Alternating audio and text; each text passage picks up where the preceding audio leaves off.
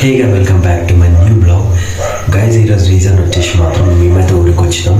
So మా మామ మాత్రం అయితే చనిపోయాడు. దానికి పర్టికులర్గా రీజన్ వచ్చేసి మాత్రం ఆల్కహాల్. గైజ్ నిజం చెప్తున్నా, మనకి ఏదైనా అలవాటు ఉండాలి గైజ్, కానీ ఆల్కహాల్ మాత్రం మంచిది కాదు. సో దానివల్ల ఎంతోమంది లైఫ్ జీవితాలు నాశనం అయిపోతాయి.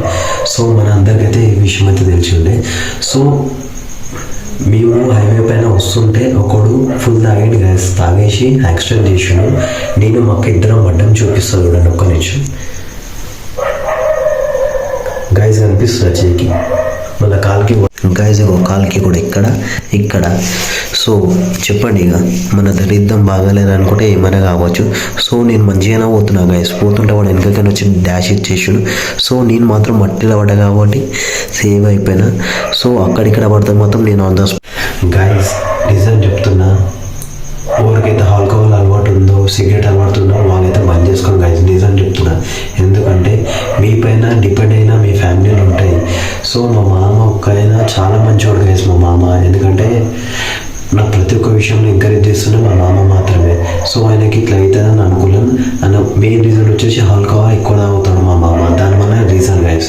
ప్లీజ్ ఎవరైనా తాగేటోళ్ళు ఉంటే ఒక్కసారి మీ ఫ్యామిలీ గురించి ఆలోచించి తాగడం బంద్ చేస్తే మీకోసమే గైస్. మీ ఫ్యామిలీ మంచిగా ఉంటారు, మీరు కూడా మంచిగా ఉంటారు గైస్. నిజం చెప్తున్నా, తాగడం వల్ల ఎలాంటి యూజ్ ఉండదు. నిజంగా ఒక్కసారి మీరు అర్థం చేసుకోండి, ఒక్కటేసారి అర్థం చేసుకోండి.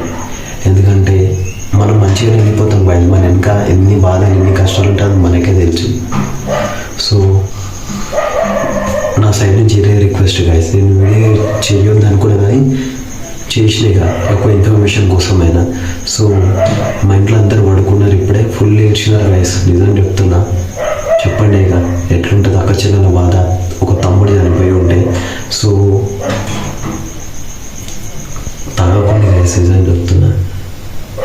నా వీడియో చూసిన వాళ్ళని నిజం చెప్తున్నా గైస్, ఎందుకంటే నేను ఈరోజు చూసినా కాబట్టి ప్రాబ్లం ఎట్టుందో, తాగి చనిపోతే ఒక ఫ్యామిలీ సిచ్యువేషన్ ఎలా అవుతుందో అని. So okay guys, right, good night.